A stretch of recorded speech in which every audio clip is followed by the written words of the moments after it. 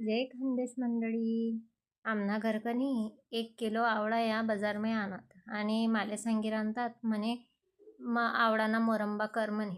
मग म्हणे मस्त त्या 1 किलो आवळा असले चांगला धुईलिनात पुशिलिनात आणि चांगला त्यासले टोचा मारिलिनात सर्वाय असले.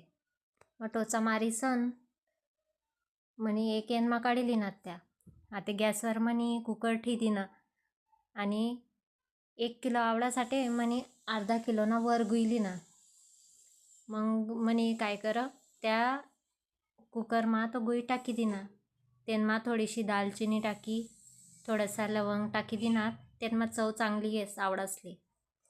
मग त्याला चांगलं परतायली ना म्हणे मिक्स करली ना आणि त्याना मस्त त्याला पेस्ट होऊ दिनी त्यानी वाली चांगली अशी.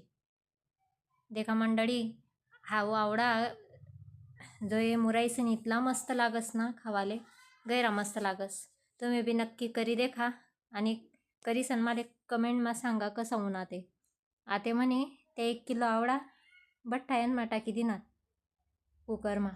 तेसले एकजीव करली ना आपण.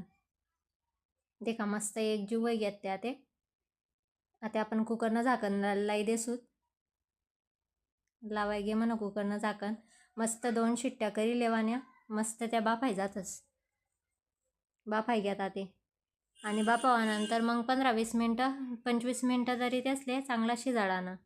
म्हणजे तेच ना त्या अर्कचा उतरी जास त्या ना आणि पाक बी घट्ट वय जास.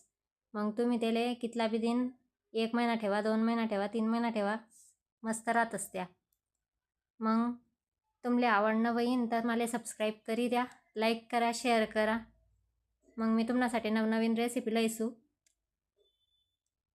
कसा होणार ते नक्की कमेंट करीसन सांगा माले.